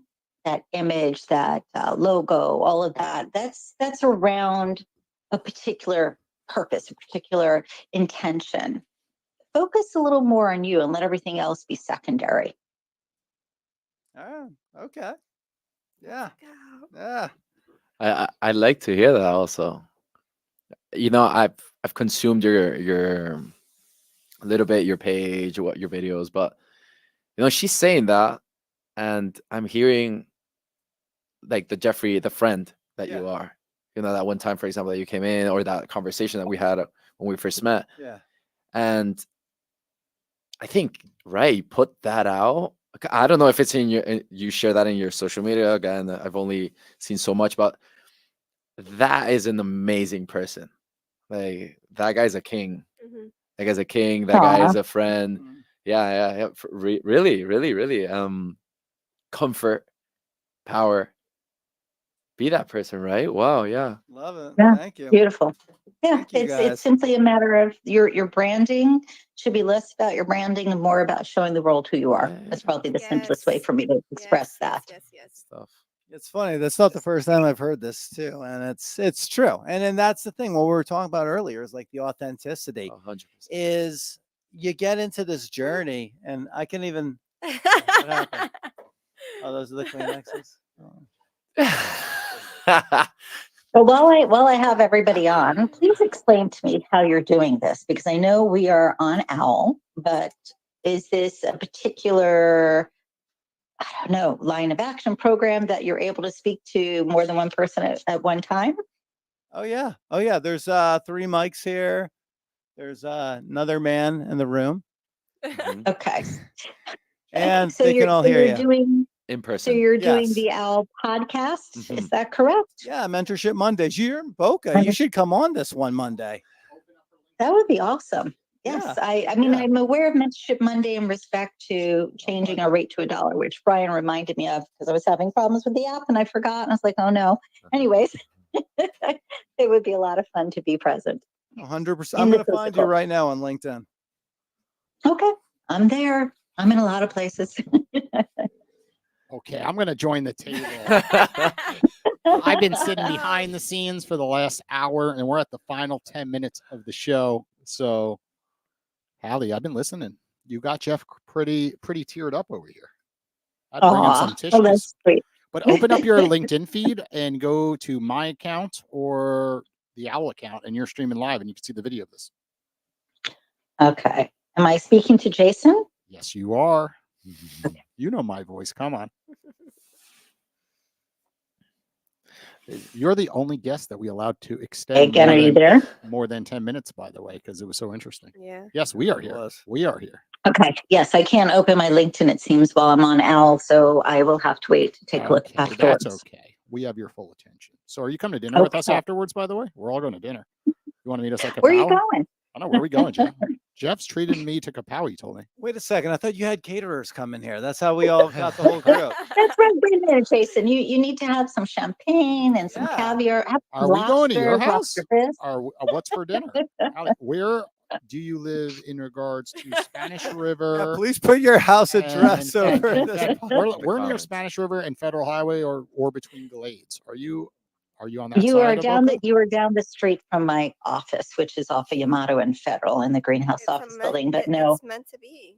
So you're but not the gonna, so house. you're but- not but treating us for no, dinner? but I'm not there right now. I'm Okay. sorry. No. Sounds like we're I'd back love at to. Kapow. Do you like Kapow? I like Kapow. Vaughn Dugan's the owner Kapow over is there. great. I was there for their grand opening. Had you been there for their grand opening? I did not attend, but I am That was friendly with Vaughn. phenomenal. Vaughn's been on my podcast, and he's a great human being. He's a good dude. Oh, terrific. Anyone- Yes. Well, they had drums and they had dancers, and the food, of course, was amazing. And it's a great place, but you already know that. Absolutely. So let's get I- deeper into Jeff. We got you for 7. We got 7 more minutes. I'm the guinea pig. I don't want to lose the opportunity. What else is going to happen to Jeff? Is Jeff going to do big things with us here on Owwll? Is he going to go out, do big things on his own? He's had 3 Why exits. am I in the sensing an past. agenda here? He's got 3 exits in his past. He's now running Mentorship Monday. I'm trying to twist his arm to do it every single week. He's like maybe every 2 weeks or once a month. What do you see in the cards I'll for Jeff? alternate. I'll alternate with you, Jeff, if you'd like. Ooh, he's That already would be taking your so spot. good. Look at that. She's like, you don't want it? That's First, mine. I'm offering assistance. We are always welcoming co-hosts. So there you 100%. go. You're the next co-host with Jeff. You're in. I green lighted it. Very cool. I can't wait to listen. You approved it? I did. All right. Well, Oh, that was if you fast. run I the like it. show each week or every other week. Why do I feel Sometimes- like I'm in the hot seat here? I don't know. I don't know. Because you are. So tell me, the show itself, it runs what, 6 to 7, 7 to 8? Well, it was supposed to run around 6 to around 7-ish, and everyone's having a good time. So Yeah. it's still going. What is it right now? That's 7:40 awesome. 7:44. We used to start about 15, 20 minutes behind schedule. The first time ever doing this. But Jeff, what are we going to do here? This is the first time we're just rolling with it. I gotta Is it tell an you, hour and a half show? Is it a 2-hour show? Is it a 1-hour show? I don't know. It's your show. I told Jeff, it's your studio. Anytime on Monday, 6 o'clock on, it's all yours. An hour, 2 hours. I'm a I'd nice say guy. we go until the vibe finishes off. Ooh. People get tired. Allie, I do you like think that. that's the way to run this thing? I don't know. Put a ceiling on it. I like a ceiling Well, because I it was puts gonna pressure say, on you people need- to call in at a certain time frame. You, You you give need it to have all. a couple of boundaries. I mean, let's be honest. If you plan on being there 24/7, it could be a little tiresome. I do have to get home at some reasonable hour once my family's on vacation right now. So now today specifically, I could stay all night. But usually I gotta get home to see the kids, Jeff. So usually I gotta So lock you up sent the the office. wife and the wait, Jason. You sent the wife and the kids off. What's going on there? Why do you think I'm promoting dinner? Why do you think I'm promoting dinner with Jeff? Right? I'm like, my wife's out of town. I never get this. Right? I have a 9 and 7 year I love old. it. They're up at Jersey Shore, and they're at that age where they could fly without me. Right? A few years That's awesome. ago, it was too hard. My wife would not fly without me, and she did it for the first time. She went up a week earlier before I did, and I'm meeting her this Wednesday. So That's nice. that's I why. met my very first boyfriend on the Jersey Shore. My grandmother and family lived in Philly, and of course, we would go down to the shore during the summer Nice. Yeah. when I I'm was at, a kid. Avalon and Stone Great. Harbor area. So it's Ah, beautiful Avalon, there. nice. Yeah, it's nice there. Okay, so that means we are doing dinner in about 30 minutes. Is that the case? Is that what I heard? Is that what I heard? I wish I could attend. I'm gonna have Oh. to take a rain check on that one. Why, Jeff? Look Why? at that. He's What's running going on? away. I can't. I would not bore you with those kind of details. We're not going to Kapow, I guess. Okay. Well, maybe these two Yeah, no. lovely human beings would like to join you to Kapow. Maybe, but it's not a party without the host. That's true. True. That's true. You see, you got to go even So for a you're- short period. Look at that. He's already starting with the guilt treatment. Making me feel sad. Listen, yeah, you got to be a nice Jewish girl who gives a little bit of guilt. Oy Okay, back to Jeff for a second. Exactly. We only got 4 minutes left with you. What we never answered the question. What do we see on Jeff's horizon? What's his future outlook look like? Especially with the show Mentorship Monday. Is he going to keep going, or is this a one and done type of show for him? What do you think? It's not a one and done. I will tell you, though, as far as Jeff's immediate future, he has to first make up his mind. There's some things that he's mulling over that he's not completely in alignment with yet. So give him a little patience. I could see he's breathing hard right now. He feels a little nervous. He's usually not this nervous. I noticed that. He is mowing it over. He's laughing. He's not even speaking right now. I think this live. See what happens though when you're on a live podcast, right? It just change your attitude a little bit. You see like the cameras, the lights. It is a little bit more nerve-wracking. Is that correct, Jeff? I'm shaking like a leaf over here. You are. Shaking like a leaf. Do you mind if doubt I crawl that. in the corner and put my thumb in my mouth? You got a pair of diapers I can throw on? A little bonnet cap? Oh, I you probably guys are have some too at funny. home. I do. You You should do? go to the How did I know you had a pair handy? Anyone else? Those are a hoot.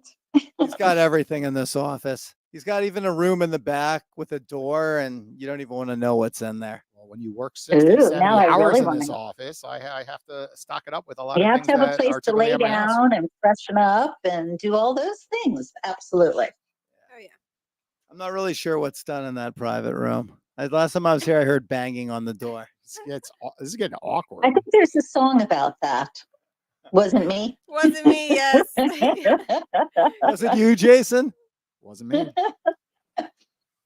Maybe you came in here when I wasn't around, and maybe you have another story to tell. Wait, was that you in the You know, some of room? my team members In the I don't know. diapers? I don't know. It wasn't- I'm it wasn't knocking on me. the door. Oh my gosh. Wait, Guys who was are the too lady much. in the hallway that had the whip? Was she the one that was supposed to come in here and let Sounds you like out of you that went room? to Suite 104, not Suite 105. What does Oh, this she was place next turn door. into after That's why 9 there was p.m.? banging on the door. She was banging on the door because she was in the wrong room. Who could have guessed? You're making Jeff very nervous right now. Oh, I'm Look at him. not the one getting Look at him. Look at nervous. him. He's still in the hot seat. I'm a host of a show every single week. I don't really get nervous in here anymore. I see the You can throw Gerber anything at baby me. food on the counter over there. Does that go in the room? No. No? Diapers? Nah.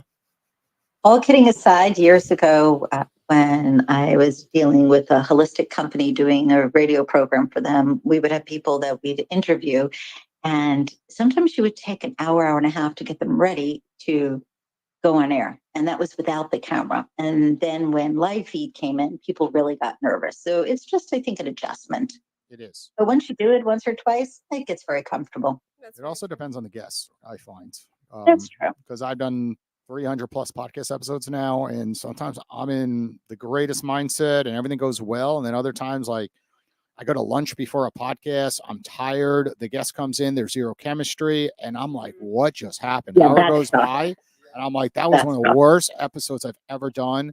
I'm like, was it me? Was it the guest? A combo of the above. But now I'm careful. I make sure not to eat big meals before a show. Make sure I'm And also highly vet. caffeinated, and we do a little And vet vetting. the people you're dealing with. For All right, sure. guys, I'm going to say good night. Have a great dinner, but Have a I'm great running out of night. time here. See you later. Hope to connect soon. Bye-bye. Thank you. Later. My pleasure. Okay, Jeff, how did you feel about that? That Did she was- read you right? That was kind of cool. Yeah, would- yeah, it was. It Like was. some of the word enjoyed it. choices I that she expect- used, though. Mhm. Like, wow. Wow. Like, I knew what she meant with the whole feng shui thing, but it was just funny that she chose the words feng shui because that is the way my house is designed. But hey, I understood when she said that because you place people's mindset in the right order. Like Yeah. you come in there and you look at, the big picture of what's going on in their business and you find the one thing that's out of place and you put it in place. Yeah, it's Yeah, interesting yeah. they say that because one of the things too, like with business that I always tell people is, for example, people might say I need sales coaching or I need more HR coaching or I need to learn to be a better leader. But here's the reality. Every single one of you have the answers inside of you. You don't need to read another damn book. You don't need to watch another podcast. You don't, well, except this one. You don't need to, go to that next seminar. It's really about tapping into your inner wisdom because the answers are in everyone.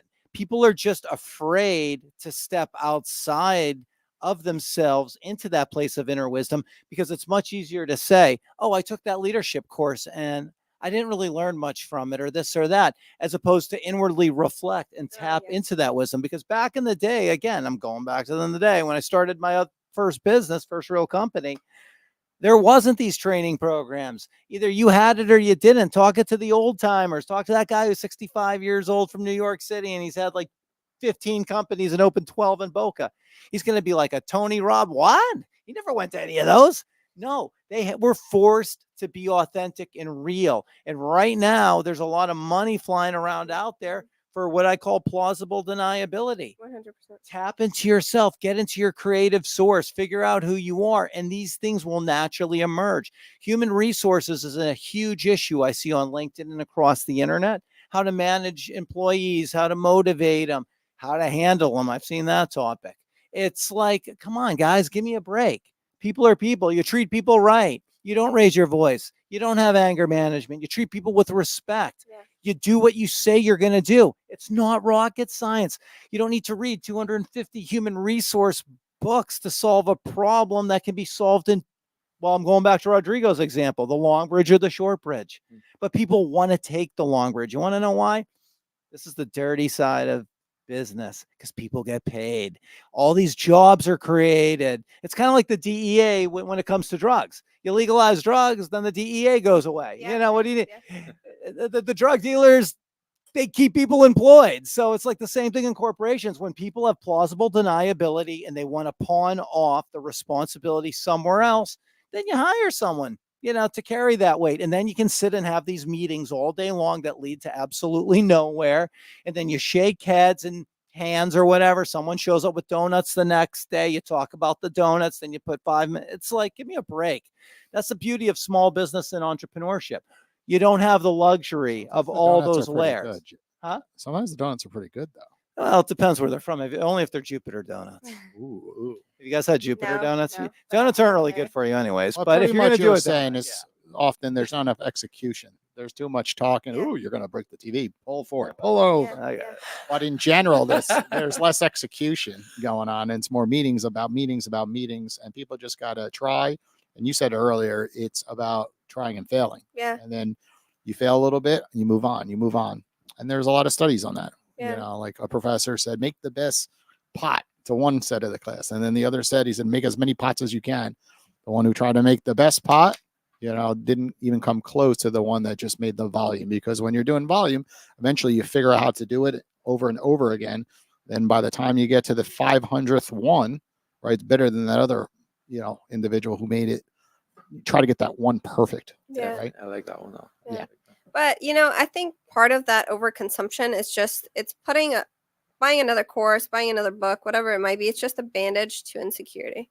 Yeah. It's a bandage to you not believing in yourself. So you think you need more and more and more. It's part of that imposter syndrome. And I went through it with even self-development and business. It's just thinking you're not ever ready to start because you don't have it all figured out. But the reality is that anybody that starts a business or is successful in business, they don't have it figured out. They just figure it out along the way. And like going on in basketball, like Kobe said it best, like it's just about practicing over and over again.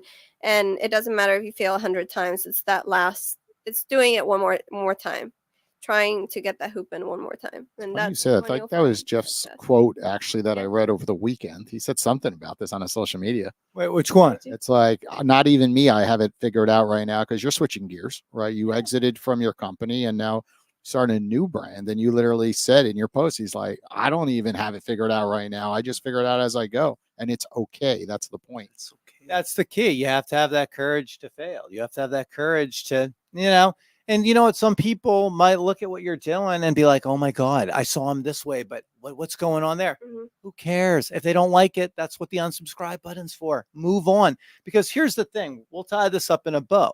The ultimate goal Here's the closing. is The to closing is find- here, guys. It's the end of the show. Close us down. Are you excited? Yeah. It's to find your tribe. It's to bring the tribe in. Love that. That's what you want, is your tribe. You listen, all these other people that are sitting there judging, looking, they have their own lives. And also too, guess what? Their opinions don't matter. Find out the people who you influence. Find out the people that you can help. These people that want to sit there on sidebar judgment, whatever. Like, here's the thing. When I'm on social media, I'll pop on my Instagram once or twice a day. I'm not sitting there scrolling because, to be quite honest with you, I don't care. I have my own life. And to something Dominique said, I just want to add is what we consume. We have a choice of what we consume. A lot of people think we only consume food, we eat. No, we make a choice on what we're going to listen to. That's consumption through our ears. Yeah. What we're going to see, that's a choice of consumption.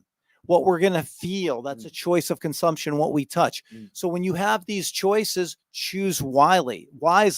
Do you want to put nonsense in your head with some of the news and stuff that's out there? Or do you want to put maybe a sunset or a sunrise into your head? I'm not saying one's better or worse, but I choose the sunrise sunset. So ask yourself, what is going to grow you? What's going to help you be a better leader? The leader, the CEO, whatever, of the company that's in there watching Fox or CNN every single day. I'm sorry, but you're putting villainous, garbage in your mind. Yeah. And then you go into the office and you talk with the other CEOs. Oh, can you believe this is going on? Trump, Biden, blah. Who cares? At the end of the day, just be a freaking good person and run your business and deliver solid products and services to your customers. And trust me, things will work out. Guess what? You may not make $20 million. You may only make 15 next year. Big deal. Can you not live on that? I'm just being real with everyone. Yeah. And you're chasing that extra 5, but it's going to take 25 off your life. Weigh that in, That's all I got. We were just talking about that though. We were literally, you were outside and we were Really? We're going in because he doesn't have social media. And I was going into the reason why behind that. And you're either a consumer or you're a producer. It's one of the two things. And like you said, your product, your service will find the right people. And the people that don't fit into that, whatever. Because at the end of the day, we are infinite beings, okay? And there's enough to go around. It doesn't matter if there's 1,000 of the same business, you can make it too. See? Take. Final words. Be the- Final words. Your turn. Wrap this show up. Be the Final owner words. of your story. Take control. Love that. Oh, Take yeah. control. Take control. Like, you decide what you decide what you listen to, decide what you hear, decide what you say. Because it matters, everything. It all matters. Yeah. We've said it all. Yeah. We've said it all. Okay, Jeff, it's your show. Tell the audience when you'll be back, when they could call you on Owwll. These folks will be experts on Owwll shortly, right after the episode. We're going to give them a count so that others could call in as well. But talk to the audience. They're going to want to talk to you in the future. Well, guys, you can all find me on the Owwll. You can find my lovely co-hosts here on the Owwll as well. I like as how you well as say Mr. the Matt. owl, by the way. I like it. Like, people say Isn't I'm it the owl? I'm an owl. Like, Isn't and it- you're like the owl. I like it though. but it's It's the like Owwll. the Ohio State All right. when they say like where do you go to college? You know, University of Florida, and people from Ohio State say no, the Ohio State. So I like it. Well, if you Like, Google you the find me Owl, on there's a the bunch of Owl. owls that come up. So, like, I like know, to I think like this it. is the Owl. I'm giving you credit. Is there another owl that we should be worried about? I mean, there's a lot of brands with owl, but I only we know of got- one but owl. We got the owl. Right? All the owls are filtered, Jason. That's right. Two This is the W's, two owl. L's, and the only one that you could call Jeff Schmidt on, right? There you Correctly. go. Exclusive. Exclusives, baby. Okay. All right. Well, thanks everyone for tuning in. We'll be back in 2 weeks. Maybe That's one all. of these amazing Yeah. co-hosts Maybe will they'll come join back. us. Yeah, I got an idea. I got an idea. Every week you have like you have 3 seats, but every week you make one come back and you make them bring 2 I love friends. Okay. So you I make love them that. bring Fun. 2 friends. So that way, like it's her job to bring 2 more. All right. And then every week, if they don't like, you're like your episode doesn't air unless you bring 2 more the following week. So you kind of make it a game. I'm going with your playbook. Guys, are you in just for bring this? one- Do you agree? I'll commit to one. Bringing one. What about you, Rodrigo? Yeah. I learned the high pressure playbook Yeah, I from this see. guy. I'm a high pressure salesman. Jason's at it. Oh, I'm if not- he's let it selling be. you something, Otherwise, guys, this will be like in 2 weeks. Jeff's gonna be like, "No one's coming. I gotta get more real." Then he's gonna look at me, and I'm gonna have to invite people. Nah, let it He be. knows I have all these people on Owwll or my other I love it. podcasts, and I told love him, I'm like, "You run your show," and this just came as a great idea as we I were gotta speaking. say, Jason's great for motivation. Yeah. He will not let you slide. I have a lot of good ideas too. You really do. It's just hard to execute them all because I have so many of them. Well, that's the But problem. that was a genius idea. If every single guest, then you say, "Hey, you're up you next." just come up with that now? on the spot, on the fly. I think it's a smart. genius idea. I think Because it's you probably want to come back one more show, and then Yeah, you can bring a friend, sure. and then your next friend comes in, and then she brings a friend, and then everyone has a good experience, and they It's get paying it forward. and they get more than one show. Then they get two shows, and then you could even say bring a gift, to each episode, and then you kind of pay it forward to A gift to every Jason. person, like as they keep That's going so in the cute. bucket from the I next love one. it. Yeah, we're on to something, and you're in marketing, so you figure out the back end how to do All right, everything I'm on ready. social media. Let's get this thing. Okay, everybody listening, that is the close of the All right. close of the show. I'm going to zoom in on our I Instagram. feel like we account. just got closed. at the end of the Yeah, show. right. Goodbye. See ya. Where did I sign? Are we done? Thank you, Jason. Thank you, G. Thank you guys for Yeah, coming. yeah, for sure. It This was was amazing. really